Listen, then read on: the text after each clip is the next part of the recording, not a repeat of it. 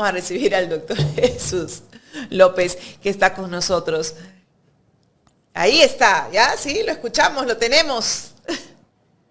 Hola, ¿qué tal? Buen día. Un gusto estar con ustedes nuevamente.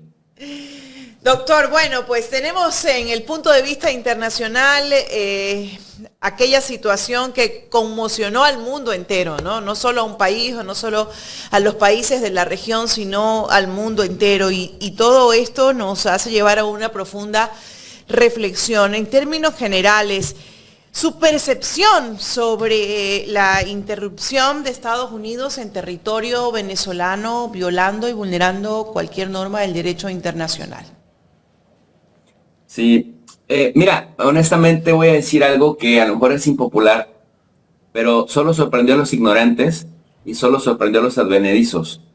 He escuchado a muchos pseudoanalistas de estos geopolitólogos emergentes que no estudiaron geopolítica, pero que se autodenominan expertos en geopolítica, que aquí cambió el paradigma, que aquí se murió el derecho internacional, cuando francamente aquí no se murió algo que ya estaba muerto.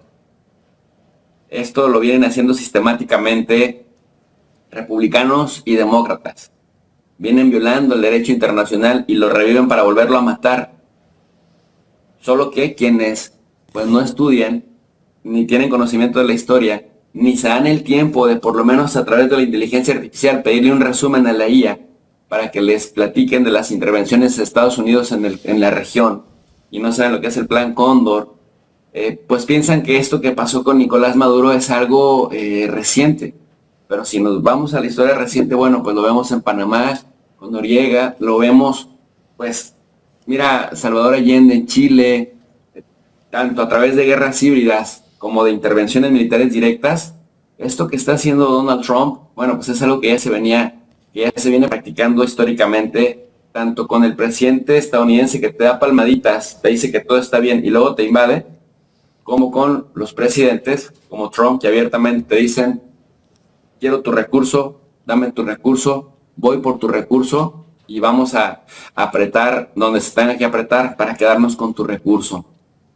Para empezar, ir por ahí, o sea, relajarnos todos, que esto que vimos en Venezuela es, digamos, un episodio más de lo que se viene haciendo desde la fundación del propio Estados Unidos, empezando por el genocidio de sus propias comunidades, que luego después le arrebata a México más de la mitad de su territorio, y luego después replica, digamos, esa misma fórmula en el resto del hemisferio occidental, como le llaman ellos. Ahora, ¿por qué hoy en día nos sorprende? ¿Por qué parece que es una cuestión catársica? Parece que fuera un punto de no retorno, cuando en realidad es una etapa más de una secuencia con un know-how, una manera de hacer política con la que se viene trabajando, bueno, pues por las redes sociales, porque nos permite que en tiempo real vayamos observando lo que antes se hacía con cierto retraso a través de la televisión, que te da la información más controlada, con una narrativa más determinista. Y ahora, bueno, pues tenemos la posibilidad de los medios alternativos que también presentan voces alternativas. Entonces, hasta ahí me parece que el guión se va cumpliendo más tarde que temprano, pero es, repito, una etapa más de lo que ya venimos viendo históricamente, Carla. Entonces, en esa línea de tiempo que me das, ¿por qué Trump invade ahora y no lo hizo antes? ¿Por qué no en su anterior periodo? Sí, porque en la política internacional, Carla, el timing, el tiempo es muy importante. Las condiciones políticas es importante. Y generalmente lo que hemos estado observando en las potencias, no solamente Rusia ahora con el tema de Ucrania, sino Estados Unidos en el tema de Venezuela, o antes China con Taiwán, o el Reino Unido cuando lo solía hacer en África, o Francia en el mismo África. El tiempo es muy importante. Y cuando ves, los tomadores de decisiones fabrican varios escenarios. De hecho, incluso de un solo discurso fabrican 8 discursos o 9 discursos para ver cuál discurso van a leer para anunciar determinada acción dependiendo de cómo vayan las acciones. Trump intentó con bastante fuerza en su primera administración derrocar a Nicolás Maduro. No tenía ciertas condiciones y tampoco tenía cierta experiencia y tampoco tenía, digamos, el equipo adecuado del que se rodeó en esta segunda administración. No se nos olvide que intentó de una forma muy ridícula, que se reconociera como presidente a un tipo que se autodenominó presidente en la calle, por el que nadie votó, Juan Guaidó, que después se convirtió en un paradigma de burla en América Latina.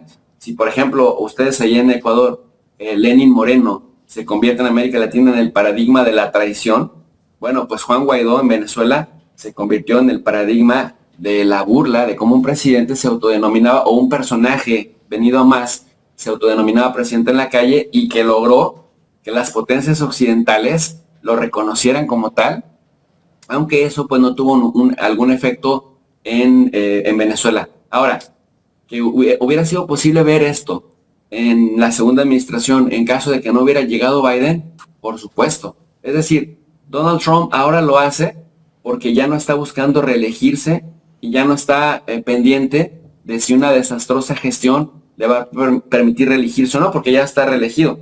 Cuando nosotros observamos qué pasa con los periodos de los gobernantes en Estados Unidos que tienen la posibilidad de gobernar 8 años, pues que son muy moderados en la primera parte de su administración, en los primeros 4 años, y una vez que ya logran la reelección, en la segunda se desatan. Y esto lo vemos también desde Barack Obama o el mismo Bill Clinton, que se habla más de Bill Clinton por sus escándalos sexuales y de su cuestión académica, de su gestión efectiva económica, que le dio cierto orden a Estados Unidos a finales de los años 90, pero Clinton también es famoso por haber bombardeado Serbia y por haber bombardeado también Irak, Medio Oriente, que bueno, finalmente de eso se habla menos porque fue más, tuvo más luz lo otro, pero hay un patrón muy, muy similar. Ahora lo hace porque tenía el timing de su lado.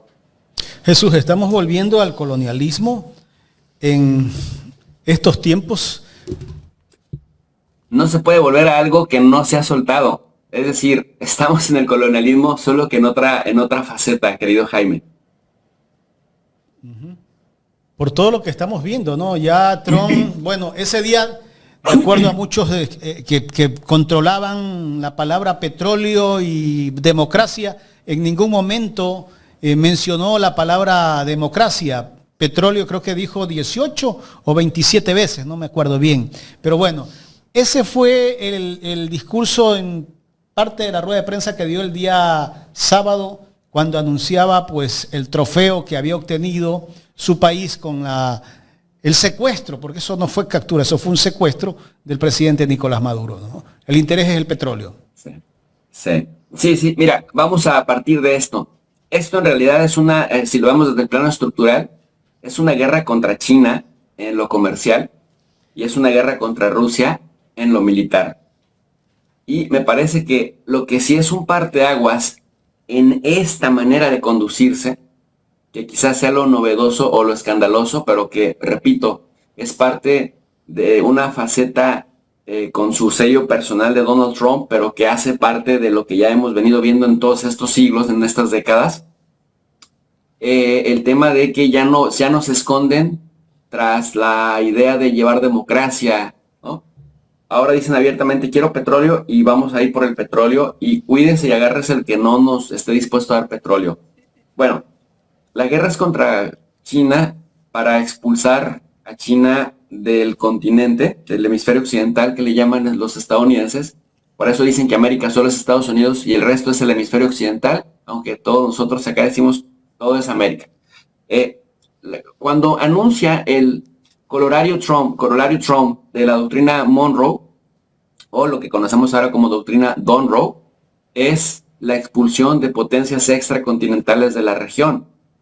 Digamos, la doctrina original Monroe se refería en 1823 a que Estados Unidos defendería a esta región de ataques de potencias extracontinentales, lo que quedó, digamos, obsoleto o en evidencia cuando el Reino Unido ataca a la dictadura argentina y casi ningún país mete las manos, primero porque había una dictadura y en segundo lugar porque Estados Unidos en ese tiempo, el único con capacidad para enfrentarse al Reino Unido, pues prácticamente le permitió quedarse con las Malvinas. Entonces ahí se volvió obsoleto. Algunos países denunciaron el TIAR, Tratado Interamericano de Asistencia Recíproca, que muy poca gente lo sabe, pero el TIAR, el Tratado Interamericano de Asistencia Recíproca, es la OTAN que inició en 1947 y se formalizó en el 48 entre Bogotá y Río de Janeiro, en donde los países que formaban parte de este tratado, pues tendrían que replicar lo que la OTAN es en Europa, Canadá y Estados Unidos. Pero como nadie metió las manos, ni siquiera Estados Unidos, y cuando las metió para ayudar al Reino Unido, entonces algunos países denunciaron el tratado, que denunciar un tratado significa abandonarlo. México lo hizo en el año 2003 ante justamente la falta de operatividad. Ahora ese 2.0 significa que ya no se expulsa por la fuerza a potencias extracontinentales hostiles, sino a potencias extracontinentales que tratan con mayor respeto a las potencias del hemisferio occidental. Por eso la buena onda que trae China, y digo la buena onda no porque los chinos sean buenos en el sentido de generosos y hermanas de la caridad, no, pero el paradigma de hacer negocios de los chinos es distinto. Parten de la idea del ganar-ganar, es decir, yo quiero hacer negocios contigo, tú ganas y yo gano. El tema con Estados Unidos es históricamente de muy jerarquizado. Yo gano y tú pierdes y no te puedo dejar ganar porque entonces pierdo yo. Y todavía tienen el descaro de decir que los países han abusado de Estados Unidos para poder justificar el uso de la fuerza. Entonces, expulsar a China en lo comercial, ya le dijeron a los peruanos que ese puertito de Chancay no tiene muy contentos a Washington. Ya le están mandando decir a Ecuador que las Galápagos van sí o sí, las bases militares en Galápagos van sí o sí, a pesar de que el pueblo ecuatoriano haya rechazado esa posición. A México ya le mandaron decir este 8 de enero que van los ataques terrestres, aunque estemos organizando de manera conjunta un mundial de fútbol.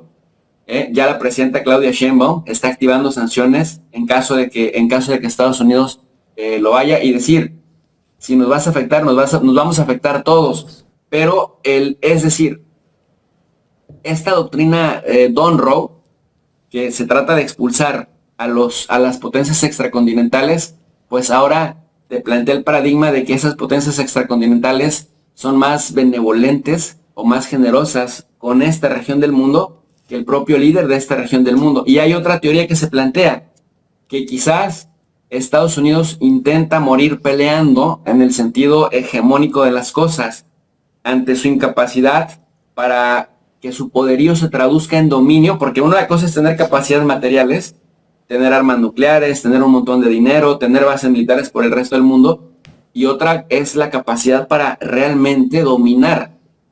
Puedes ser millonario y no tener influencia en nada, o no puedes ser tan rico pero ser influyente en muchas cosas porque te moviste de muchas maneras. Y a Estados Unidos le está pasando que ya ni es tan millonario y ya no es tan dominante en el resto del mundo. Entonces se habla de un repliegue estratégico, es decir, ante su derrota vergonzosa en Ucrania, porque no se nos olvide que con Joe Biden echaron toda la carne al asador, $300 millones, armas por doquier a Ucrania, y no solamente Estados Unidos, sino apoyándose en todo el sistema de la Organización del Tratado del Atlántico Norte. Juraron que iban a subdesarrollar a Rusia, que la iban a desintegrar y que Rusia iba a pagar los costos de la guerra, que si por algo no se ha terminado la guerra en Ucrania, es porque Europa ha reconocido sistemáticamente que profesionalizaban al ejército de Ucrania para cuando tuvieran que enfrentarse a Rusia, ellos solo tuvieran que poner dinero y armas, que es justamente el guión que han estado siguiendo. Pero como no subdesarrollaron a Rusia, como no lograron desintegrar a Rusia, es decir, no pasó el patrón que ocurrió con la desintegración de la Unión Soviética, pues ahora lo que tuvieron que hacer, estimado Jaime, Carla, es contención de Rusia, retrasar que Rusia cumpliera los objetivos políticos.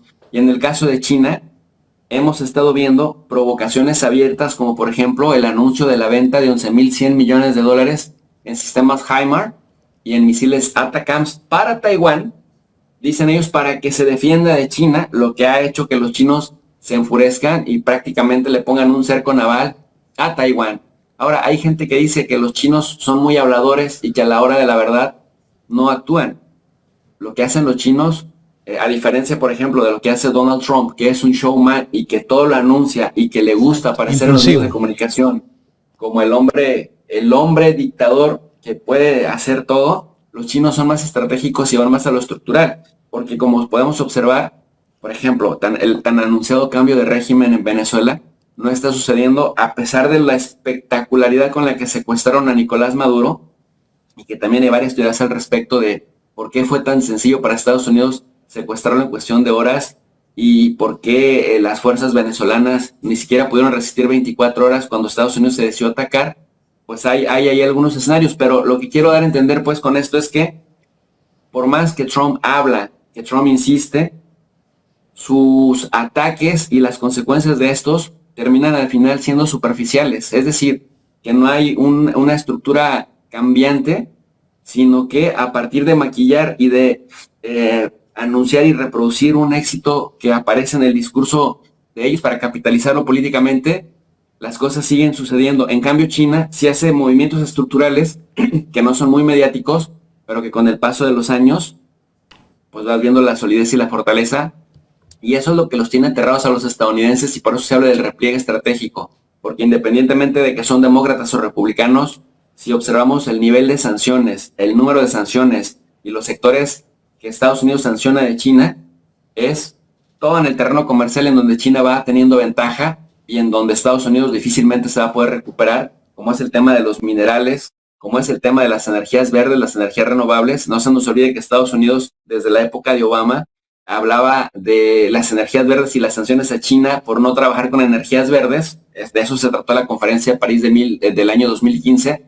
Y ahora resulta que Donald Trump dice adiós a las energías verdes, vamos por el petróleo.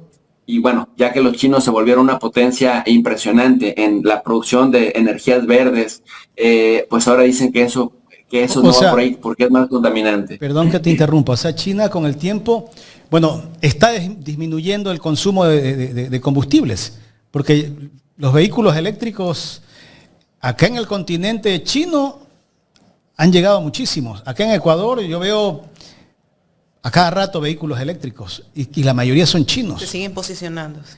O sea, van a disminuir justamente, el consumo Jaime, de petróleo. Cuando hablo de lo estructural, de lo que hacen los chinos, a eso me refiero. O sea, los chinos no descuidan A por fortalecer B. Van llevando A y B de manera armónica. Por eso no sueltan a Irán, por eso no van a soltar a Venezuela, y por eso no sueltan Asia Central, que también Turkmenistán, Tayikistán, Kirguistán, que también son países petroleros, el mismo Azerbaiyán. China no lo suelta porque va a la par desarrollando energías verdes, energías renovables, energía nuclear, y al mismo tiempo sigue con los combustibles. Es decir, ¿cómo sigue se va a con mantener en los- Venezuela con la política de Donald Trump ahora? ¿Ellos llegarán a un acuerdo interno, me refiero a estos dos países? Porque está Mira, claro el interés en el petróleo. Por supuesto, incluso estos buques petroleros que Estados Unidos está secuestrando, que Donald Trump está secuestrando, lo más probable que suceda es que no se va a poder sostener haciendo esto.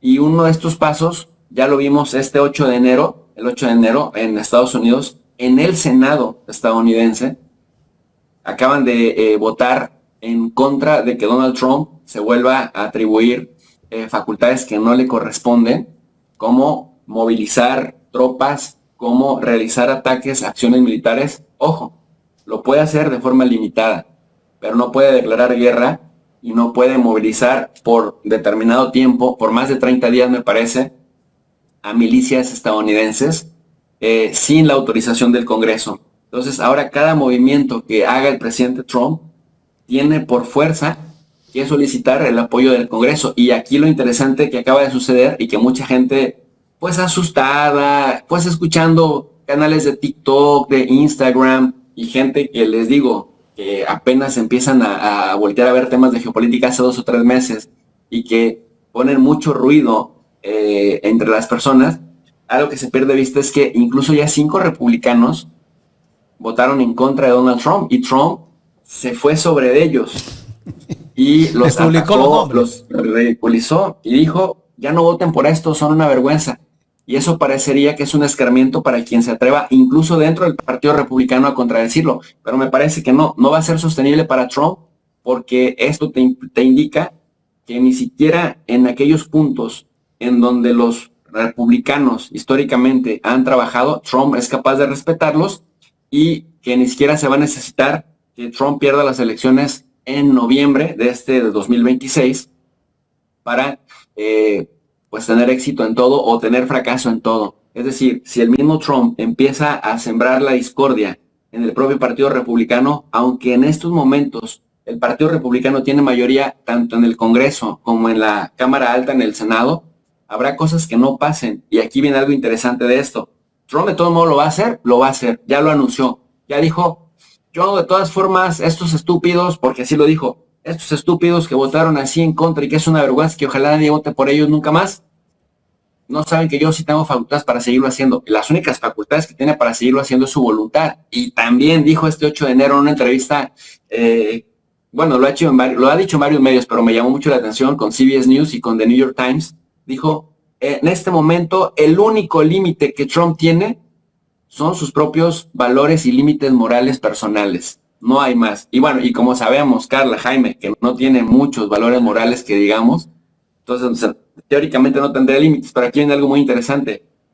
Si Trump pierde en noviembre de 2026 las intermedias, y no es cosa menor, porque se renueva el 100% del Congreso y se renueva una tercera parte del Senado. Si Trump pierde en el Senado de manera catastrófica, como ya perdió las elecciones en algunos estados y en algunas ciudades muy importantes de Estados Unidos en noviembre del 2025, hay posibilidades de que le hagan un juicio político. Y mira que lo que está haciendo ahorita es una acumulación de delitos muy importantes que pareciera que, y yo a veces hasta creo que los demócratas medio le dicen cosas, pero está en una borrachera de poder y de grandilocuencia que está acumulando una cantidad de delitos impresionante, que si ya está condenado por 34 delitos, condenado, o sea, que ni siquiera es un adjetivo que es un delincuente, sino es un criminal ya condenado por 34 delitos en su país y que no lo castigaron porque se hizo presidente, bueno, pues ahora ya como presidente en materia política sigue acumulando un montón de faltas administrativas, de violaciones al propio marco jurídico legal, que en caso de que pierda tanto en el Congreso como en el Senado, pudiera enfrentarse a un juicio político y ahora sí con éxito. ¿Por qué falló los dos juicios políticos anteriores? Porque solo había perdido la mayoría en la Cámara de Representantes. En la Cámara de Representantes es donde normalmente se inician los juicios políticos. Ahí se vota para que inicie el juicio político, que luego se traslada al Senado, y que luego en el Senado, pues es donde los demócratas ya no tenían mayorías para materializar el juicio político, pero sí lo desgastaban. Ahora, si Trump perdiera catastróficamente, tanto en la Cámara de Representantes como en el Senado, sus mayorías, es probable que Trump no termine ni siquiera sus 4 años.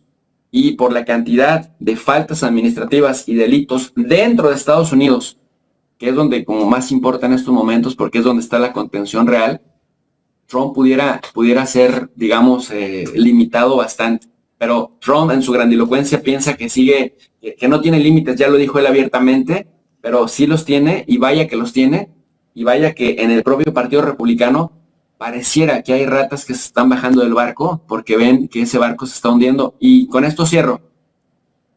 YouGov, Gallup, Ipsos, que son encuestadoras muy importantes y que difícilmente fallan a los escenarios, están observando el nivel de aprobación de Donald Trump entre un 37 y un 39%. ¿Qué significa esto? Son exactamente los mismos números de Biden. Y si Trump decía que Biden era el peor, lo sigue diciendo, es el peor presidente de la historia de Estados Unidos, dice el más corrupto, el más tonto, el más somnoliento, pero además el más rechazado, porque solo tiene un 37% de aprobación, pues Trump hoy mismo tiene 4 puntos porcentuales menos en su nivel de aprobación que los que tenía el Trump de la primera administración. Así que no es tan fuerte como aparenta. Correcto. Ahora, si Trump pierde esas elecciones, le hacen el juicio político, lo sacan del poder, ¿va a la cárcel? ¿Por los juicios, por las sentencias que tiene? ¿O están archivados? Es probable que no vaya a la cárcel, primero por la edad. Segundo, Trump es un octogenario. Me parece que ya tiene 80 años de edad. Con arresto domiciliario. Con todas las argucias legales que tiene el sistema de Estados Unidos, eso podría ser un escenario. El que lo o pagar hagan una a un lado fianza y lo congelen. y luego libre todo bajo fianza en su domicilio. Pero recordemos que también los juicios políticos se tardan bastante tiempo. Entonces, lo que vimos en los juicios anteriores que fracasaron, porque el Partido Demócrata no tenía mayorías en ambas cámaras, es anularlo, congelarlo políticamente. Esto hubiera funcionado si Trump fuera más joven. Es decir, ahora ya no le importa ni siquiera eso a Trump, porque por la edad puede librarse de muchas cosas que uno más joven pudiera hacer. Y me parece que por eso personajes como J.D. Vance, como Marco Rubio, que sí son más jóvenes, como el mismo Pete Hegseth, se dan el lujo de que sea Trump quien ordena, que sea Trump quien mande, que sea Trump que haga exactamente a lo que a ellos les encantaría, porque bueno, pues ellos sí están en el cenit de su vida política, pero Trump es el que se asume la responsabilidad. Pero eso no les exime de responsabilidad a ellos, ¿no? En el caso de Pete Hegseth, me parece que va a tener problemas muy serios, sí y solo sí Donald Trump al final de su periodo no lo perdona, como Sleepy Biden perdonó a su propio hijo, a Hunter Biden, a Fauci y a Mark Milley, que también, fíjate que Estados Unidos tiene un derecho nacional muy respetable, tiene instituciones nacionales muy fuertes, tiene un poder judicial bastante estricto, pero como todo es perfectible y tiene un gran defecto. Y ese gran defecto es que el presidente tiene la facultad de perdonar, incluso ya a personas condenadas, que es lo que acabamos de ver que hizo Donald Trump con el ex narcotraficante expresidente de Honduras, Juan Orlando Hernández, mientras decía combatir el narcotráfico. Y que, por cierto, hablando de las pifias, ya retiraron la acusación de que existe el cártel de los soles y que Maduro es el líder del cártel de los soles. Nada más pues para que veamos las contradicciones que tiene este sistema. Pero Trump... Pero sí existe el cártel de los plátanos. Y luego va a ir por el cártel de las focas a Groenlandia. Pero voy a cerrar esta idea. Donald Trump puede hacer algo muy parecido a lo que hizo Biden. Biden perdonó por lo que haya hecho su hijo entre 2014 y 2024, por lo que no haya hecho, por lo que pensaba hacer y hasta por lo que la gente se puede imaginar. Es decir, lo dejó súper blindado a él, a Fauci, el de las vacunas COVID, y a Mark Milley, el general, que primero trabajó con Trump, terminó muy peleado con Trump porque se negó a obedecer órdenes y después, bueno, Biden dice, no te preocupes, yo te dejo un aro de protección. Si Donald Trump hace algo parecido, por lo menos con el secretario de guerra Pete Hegseth, que seguramente le van a hacer un juicio político a él en un principio por estos asesinatos que está llevando a cabo en el Caribe y en el Pacífico, y que además los está documentando, ya no podrá decir, es que era orden presidencial, a menos que Donald Trump diga, yo dejo perdonado por el poder que me confiere la enmienda 1 de la Constitución, tal. Entonces, probablemente sí. O sea, probablemente ese sea como la salve. Pero si Trump se va enjuiciado políticamente, por eso sí se juega mucho en estas elecciones de noviembre de 2026, porque no se nos olvide que Trump incluso habló de que hay 6 senadores demócratas que públicamente le piden a los soldados y a los mandos medios y a los mandos altos que no obedezcan a Trump si las órdenes son anticonstitucionales, y Trump dice, eso es desobediencia y eso es pena de muerte. O sea, no es un tema menor esta bronca que traen entre estos demócratas y Donald Trump, porque incluso ha pedido que les retiren las condecoraciones cuando muchos de estos senadores son exmilitares de alto rango y les quieren retirar el rango. Entonces es algo que no se van a perdonar mutuamente. Jesús, ¿qué va a pasar con Nicolás Maduro? Bueno, en el tema del cartel de los soles, ya la justicia mismo retiró esa acusación que no existe. Aunque acá el presidente Noboa firmó un decreto declarando el cartel de los soles como un grupo terrorista.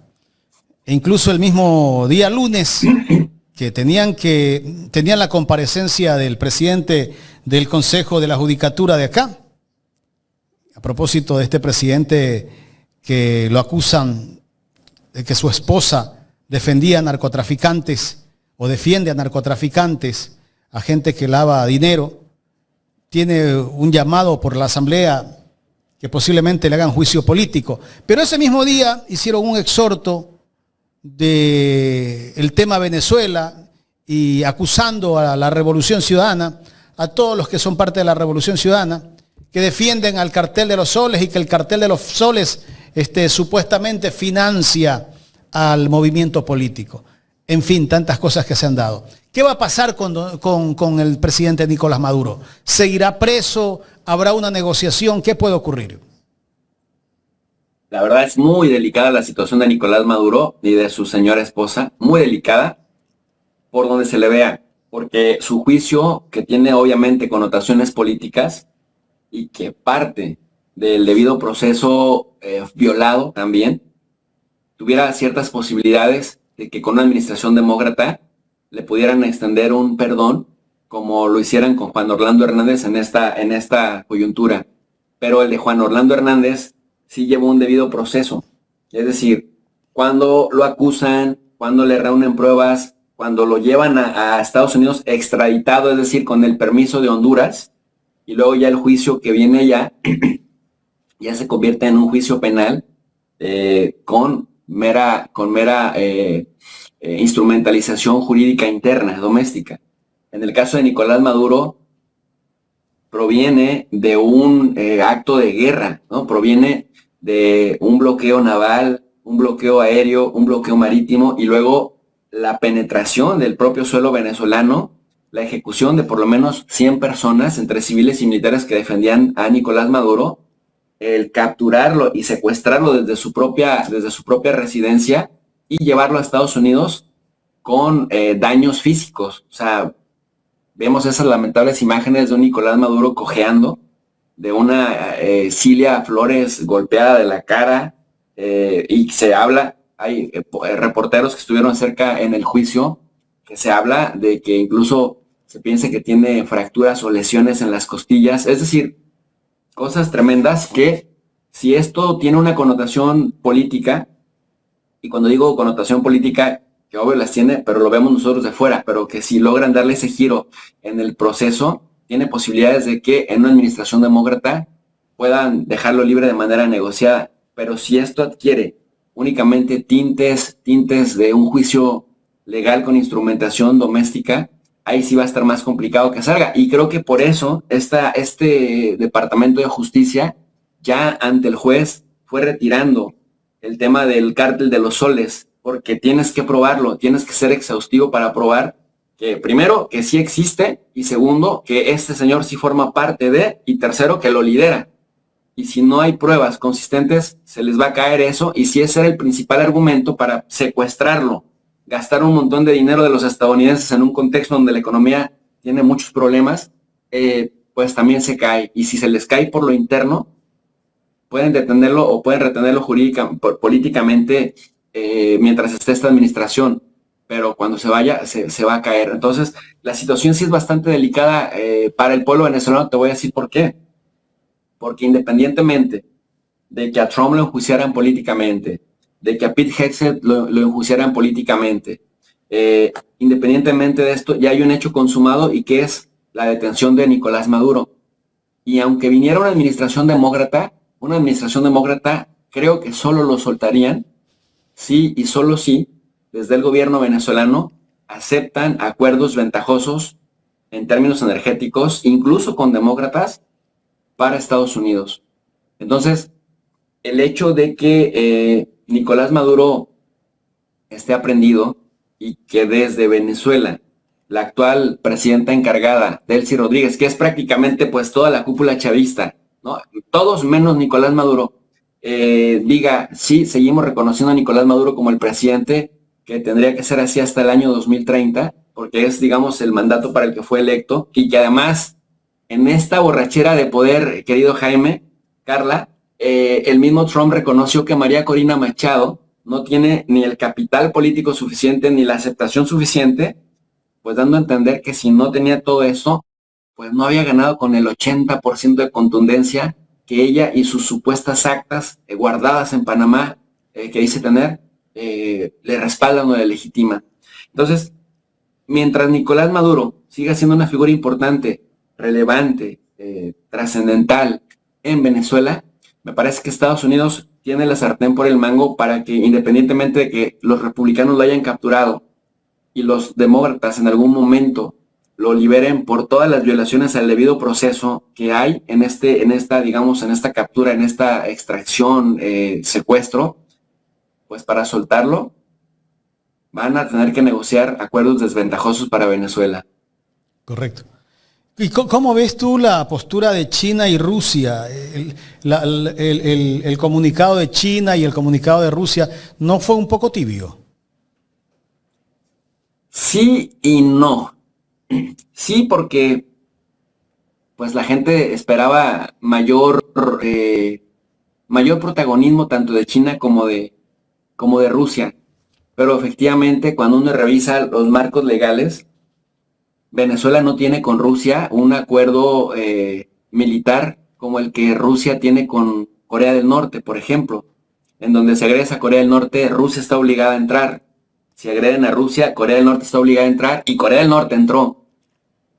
Cuando se le preguntaba a Rusia por qué decepcionaba que no se metiera en la guerra de Irán contra Israel, que esa es otra papa caliente que está a punto de estallar, Por cierto, estamos 9 de enero del 2026, el ayatollah está como desesperado inundando todas las redes occidentales de mensajes para Donald Trump disuasivos. Cuando se le preguntó a Putin y a Sergei Lavrov por qué no intervinieron en auxilio de Irán en la guerra de los 12 días de junio del 2025, la respuesta fue muy contundente. Primero, nuestros acuerdos son en materia de cooperación científica, tecnológica, cultural, de salud incluso, y de comercio de armas, pero no de cooperación militar, de intervención militar, es decir, de no rechazo de una agresión conjunta. Y a pesar de que no tenemos eso, si Irán nos lo hubiera solicitado, ahí estaríamos, pero ni siquiera nos lo solicitaron. Parece ser que es el mismo caso de Venezuela. Venezuela no solicitó el apoyo militar ni de Rusia ni de China, para empezar, porque luego es cierto que hay mucha gente bastante decepcionada y dicen los chinos son muy tibios, los rusos son muy tibios, pero es muy delicado pensar el escenario de hacerle una guerra a la superpotencia, la única que ha utilizado armas nucleares en un conflicto. Es muy difícil empantanarte, digamos, en ese tema si no te han solicitado ayuda abiertamente, a pesar de que la guerra sea contra ti. Entonces, las formas son muy importantes. Los cómo se inicia algo son muy importantes porque en el largo plazo, Jaime, esto es bastante caro, es bastante costoso, económica, comercial, política, diplomática y socialmente es insostenible. Se vuelve sostenible cuando hay legitimidad y cuando hay respaldo de la población. Cuando no hay respaldo de la población, mira, Europa está convertida en una caricatura. El nivel de deslegitimidad de Macron tiene 17% de aprobación, o sea, es un récord histórico de rechazo de un mandatario. Ha perdido 6 primeros ministros. La economía de Francia está en los suelos. Ayer, el 8 de enero del 2026, Friedrich Merz, que yo decía, no puede haber un mandatario más idiota que Olaf Scholz, hasta que llegó Friedrich Merz como canciller de Alemania, y ya dijo, no, pues sí estamos en severos problemas, pero claro que están en severos problemas, porque además de que se desconectaron energéticamente de Rusia, pues el dinero que no tienen se han dedicado a intentar gastarlo en rearmes del propio ejército alemán, que está, digamos, en condiciones bastante vulnerables. Y si vemos Italia, si vemos España, Pedro Sánchez viene y nos dice que nunca ha estado mejor España que ahora, y cuando tú hablas con los españoles y cuando tú ves, por ejemplo, el tema de la vivienda, el tema de las rentas de casas, el tema de los empleos, el tema de los impuestos, la verdad es que a duras penas el 80% de los españoles llega, digamos, a fin de mes, como pasa en Ecuador y como pasa con nosotros en México, es decir, la economía está jodido. Entonces, para meterte a un esfuerzo de guerra, tiene que haber respaldo popular, mucha convicción y también la conciencia de que los conflictos armados no se terminan pronto y de que hay, digamos, que pagar, y te van a subir los impuestos y te van a dejar de llegar servicios sociales, educativos y el riesgo incluso de un ataque militar. Entonces, no es tan sencillo, y el tema es que está el otro enfoque, que quizás hay un entendimiento que en este repliegue estadounidense, Estados Unidos se repliega a su zona natural de influencia, si se le puede llamar natural, en donde es más fuerte, quiero decir, Rusia se queda con el dominio de Eurasia y que se rasquen los europeos como puedan, y Trump está amenazando en ese sentido, haciéndole gestos a Rusia con el decir, puedo abandonar la OTAN, que Europa se encargue de Eurasia si tiene ganas, necesidad y capacidades, y con China en el caso de Taiwán. Lo único que ha dicho Trump es, yo no creo que los chinos se atrevan en mi administración a hacer algo con Taiwán, pero si lo hacen me va a disgustar mucho, pero ese me va a disgustar mucho no se ha traducido en movimiento ni en acercamiento de alguna fragata o de destructores, mientras China ya físicamente bloqueó la isla de Taiwán. Entonces, parece que va por ahí un reacomodo de fuerzas, Jaime. En tecnología militar, ¿cuál es el país que tiene la tecnología de punta, digamos, en este momento? Yo creo que en este orden, Rusia, en tecnología militar, Rusia, China y Estados Unidos. Ahora, si me lo preguntas al revés, el que más presume tenerla, tercero Estados Unidos, pero el que más presume tenerla es Estados Unidos, es Donald Trump. Pero luego hay una contradicción enorme, porque no sé si ustedes ya leyeron los mensajes que publicó en su red social de Truth Social el 6 de enero, entre el 6 y el 7 de enero de este año, en donde se refiere primero a los contratistas militares y les dice, oigan, ustedes a partir de este momento tienen que redoblar la producción y tienen que mejorar el mantenimiento de lo que ya existe. Y aclara, porque aunque somos la potencia con el arsenal más moderno y de lejos, pues luego tienen medio descuidados los depósitos de armas, no le dan mantenimiento a las armas que tenemos con suficiencia y no producen con la rapidez que estos peligrosos tiempos requieren. Entonces, tácitamente le está diciendo, se develó. Somos los mejores, pero andamos mal. Andamos mal. Y después le dedicó un mensaje directamente a esta gigantesca empresa Raytheon. El Departamento de Guerra me ha informado que ustedes no están cumpliendo con los contratos o con los acuerdos en proporción de las necesidades que el Departamento de Guerra de Pete Hegseth tiene. Van a tener que aprender a las malas si no se ponen las pilas en la producción para satisfacer los requerimientos que el Departamento de Guerra les establece. ¿Eso qué te indica, Jaime? Te indica que las cosas no están tan bien como las presume. Pero si entonces, luego pasamos a la tercera fase, porque lanzó 3 mensajes. Uno general, a todas las armeras y comercializadoras, al complejo militar industrial. Otro al Raytheon, y el otro fue directamente a los senadores y congresistas, diciéndoles, quizás el presupuesto del año 2027 tiene que subir a 1.5 billones de dólares, que en español billones son millones de millones, en inglés sería 1.5 trillion dollars. O sea, si tomamos en cuenta que Estados Unidos en este momento, Jaime, tiene una deuda de 38 trillions o de 38 billones, y este tipo, en lugar de empezar a pagarla, propone que esos 900 mil millones de dólares que se están gastando ahorita anualmente en armas suba a 1.5, es decir, casi se duplique, cuando ya están pagando 1 trillion o ya están pagando 1 billón, o sea, 1 millón de millones en intereses por el manejo de la deuda. ¿Y con quién es esa deuda, Jesús? Con diferentes instancias, con diferentes instancias e instituciones, con bancos, con otros países tenedores de bonos, con China, con proveedores, es decir, una deuda gigantesca. ¿Con China también? Con China, por supuesto, China, Japón, Reino Unido, o sea, todos los países que tienen, cuando los países emiten deuda, es decir, que dicen, oigan, tengo estos bonos del tesoro, cómprenmelos, se los voy a pagar a 10, a 5, a 20 años, con tal tasa de interés. Eso implica que te estás es decir, te estás financiando tu déficit. Y en estos momentos Estados Unidos tiene una deuda, la deuda más grande. Ahí sí, a Trump, que tanto le gusta mencionar la palabra like never before, como nunca antes, ¿no? Tienen un gran presidente, como nunca antes lo tuvieron. Somos espectaculares como nunca antes. La economía se recuperó como nunca antes. Bueno, pues la deuda que tiene Estados Unidos es una deuda como nunca antes. Esto sí es real. ¿Y qué necesita para eso? Petróleo, ¿no? Están pagando intereses como nunca antes. Y el tipo está en ese contexto, en lugar de pagar la deuda, en lugar de abonar a capital para no estar hundiéndose en el pago de intereses, lo que propone es, en lugar de acelerar, digamos, el pago de la deuda, dice, no, vamos a invertirle 1.5 billones a la cuestión de las armas y es mejor que las armeras, que el complejo militar industrial se ponga las pilas porque necesitamos demostrar nuestro poderío militar y a través del poderío militar volver a extorsionar a los demás países para que paguen, porque también eso lo nota. ¿De dónde vamos a sacar dinero, dice él, para financiar el duplicar el presupuesto militar? Bueno, pues de los grandes aranceles que nos están llenando las arcas de dinero. Entonces, bueno, pues ahí tienes una cosa que los chinos no hacen.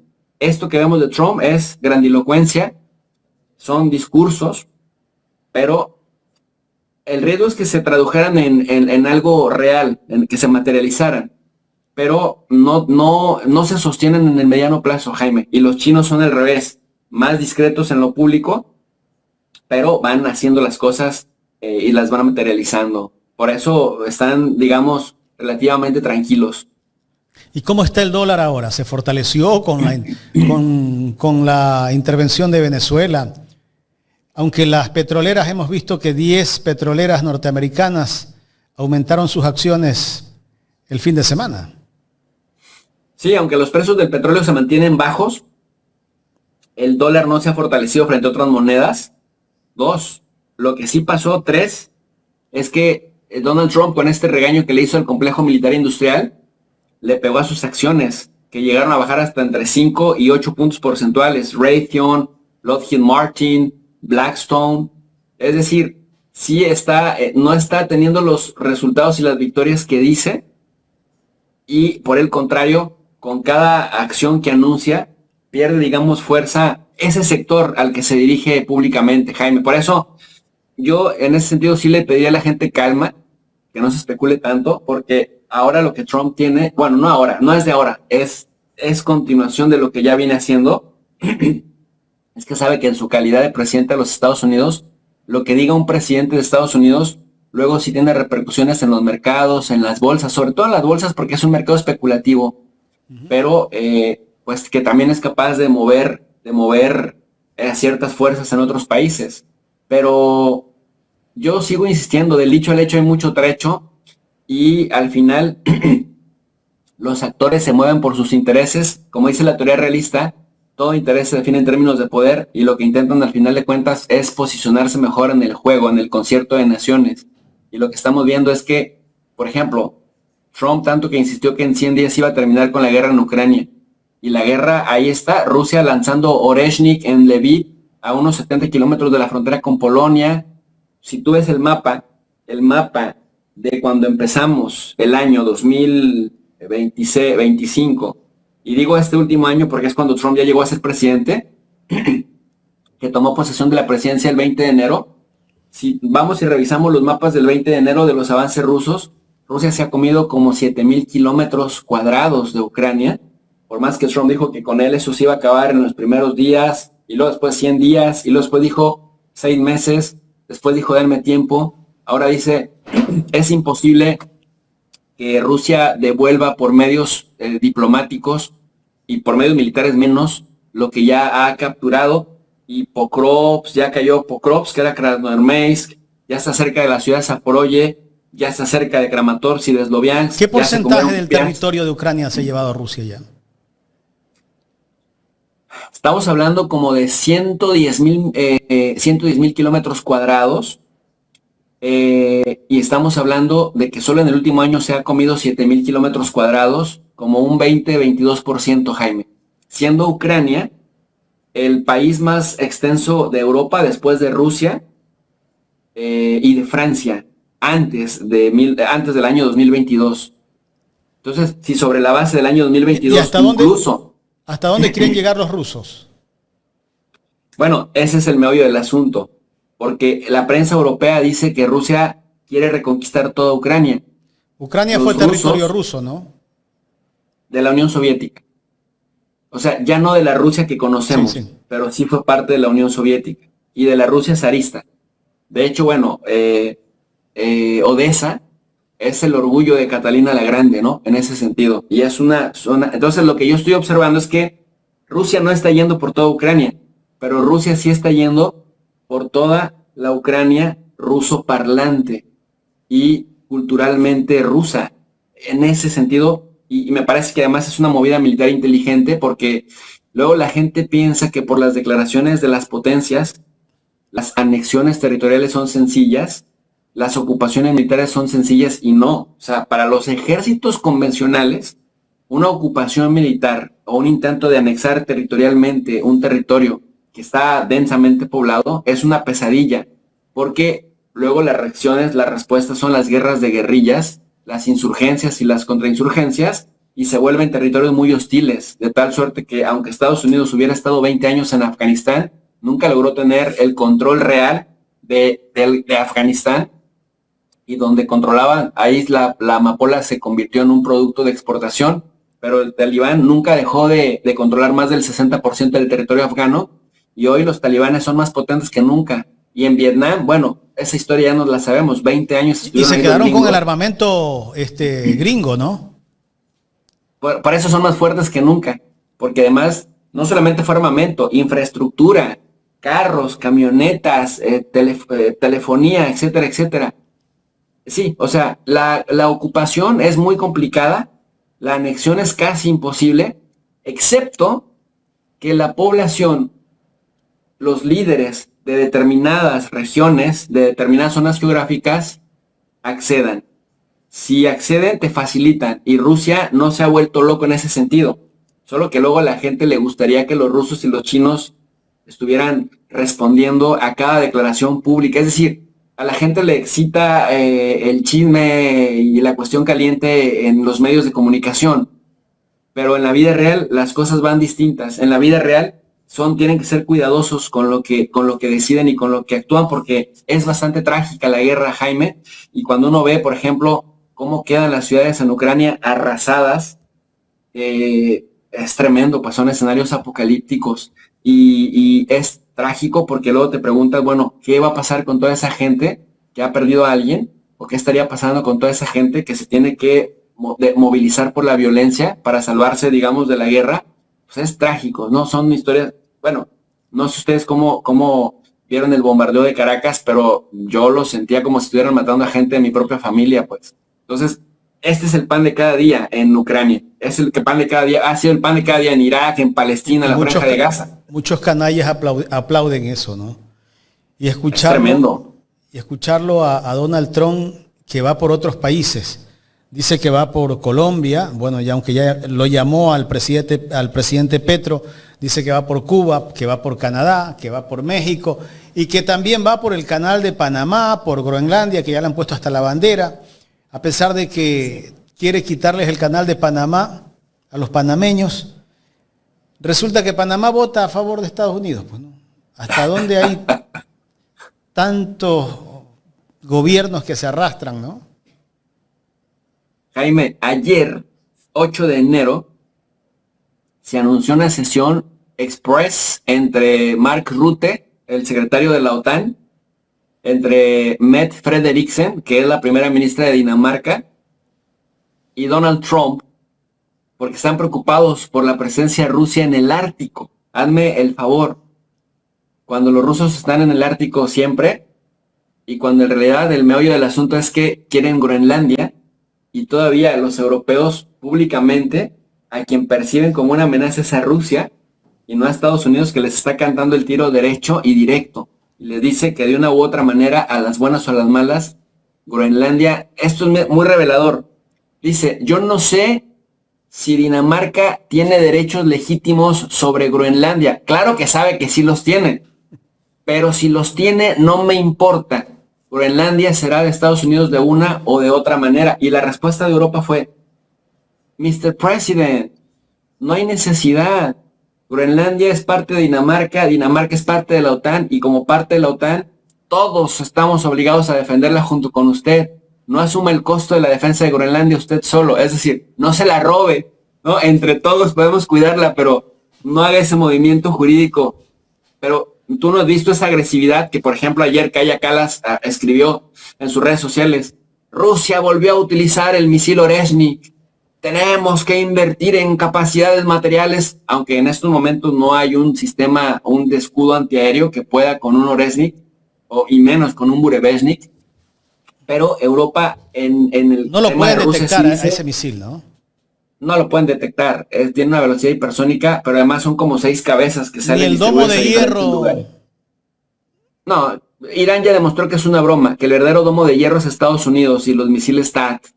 Pero en términos reales, Jaime, lo que no deja de llamar la atención es la contradicción de estos liderazgos actuales occidentales que son impopulares por su incapacidad para defender el interés público de aquellos por los que fueron votados. Mira, en el propio Ecuador, no me dejarás mentir, pero a pesar de que hubo un referéndum en donde, por ejemplo, se rechazó el arbitraje internacional, ¿qué es lo que está haciendo Novoa? ¿No? Tratar de traer a colación un arbitraje internacional en sus nuevas pues en sus nuevas relaciones o en los nuevos acuerdos que está promoviendo. ¿Y eso qué es lo que hace? Pues mata la soberanía de un país. Si un país que desarrolla acuerdos comerciales con otro no puede hacer que sus tribunales valgan y pesen en una diferencia, que seguramente las habrá porque las relaciones humanas son conflictivas, y cede la soberanía a tribunales internacionales que seguramente van a fallar a favor del otro, y más si es una relación asimétrica, pues es entregarle al otro buena parte de la soberanía.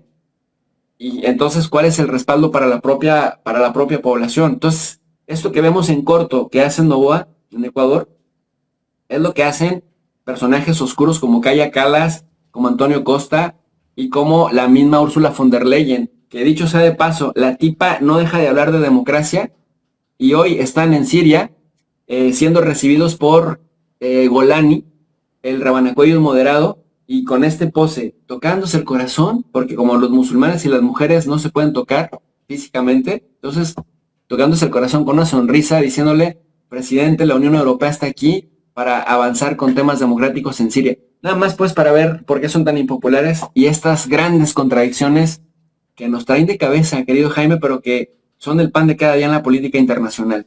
Jesús, ya para cerrar.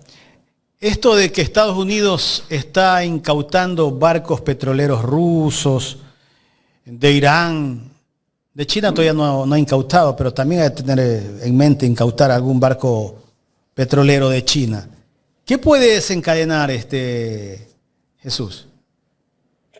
Mira, 2 escenarios. Uno, que los rusos y los chinos dejen que Estados Unidos siga haciendo lo que hace, considerando que es ilegal, tanto jurídicamente a nivel internacional como jurídicamente a nivel... Es una papa caliente, pues, en Estados Unidos, y que le sigan dando material para que Donald Trump esté documentando los delitos que comete para un tentativo juicio político.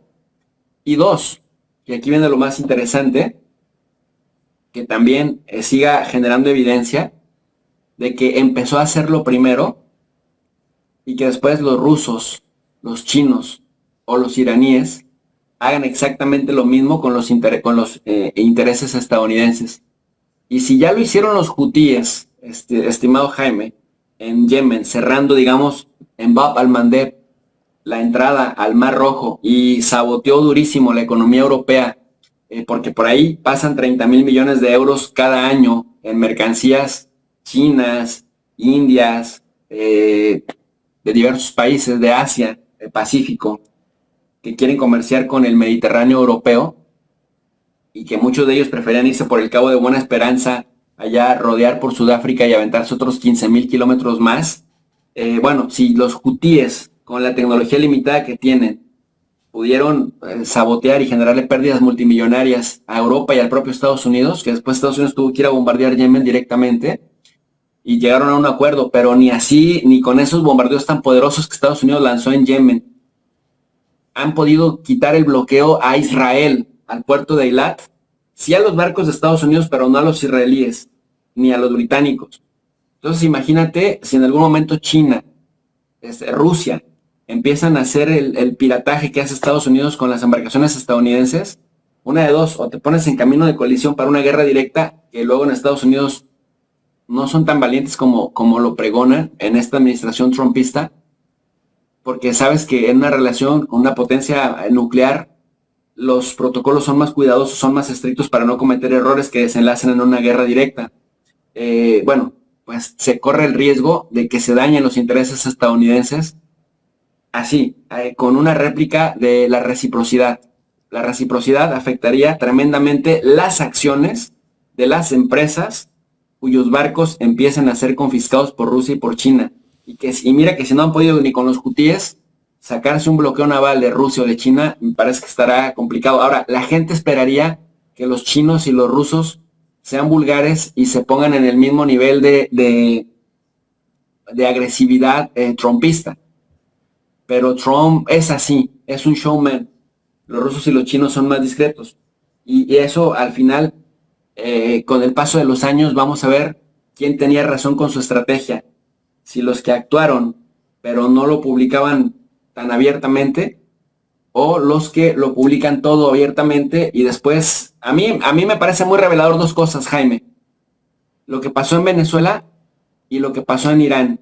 Trump dijo que había destruido en unas cuantas horas los reactores nucleares de Irán y que Irán jamás podría volver a reactivar, o por lo menos unos 20 años no podría reactivar su programa nuclear y su sistema balístico. Y mira, los iraníes están listos para la siguiente guerra.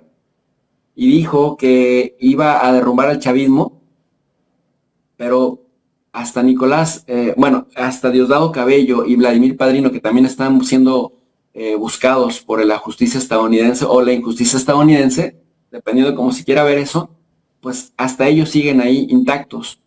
Delcy Rodríguez es presidenta, Jorge Rodríguez, su hermano, sigue siendo el vicepresidente, el presidente de la Asamblea, de facto vicepresidente.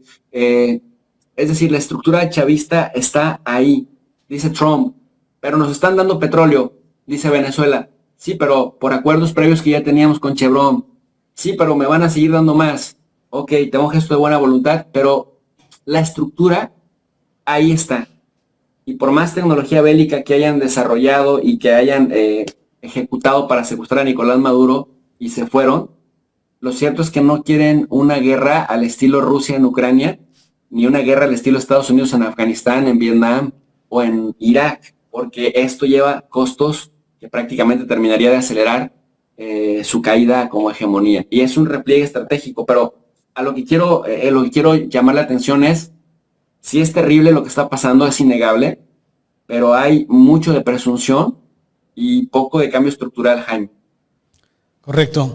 Jesús, quiero agradecerte por el tiempo en este análisis, muy interesante como siempre. Gracias, Jesús, por atender esta entrevista. Al contrario, les mando un abrazo y siempre a la orden. Gracias. Feliz año, por cierto.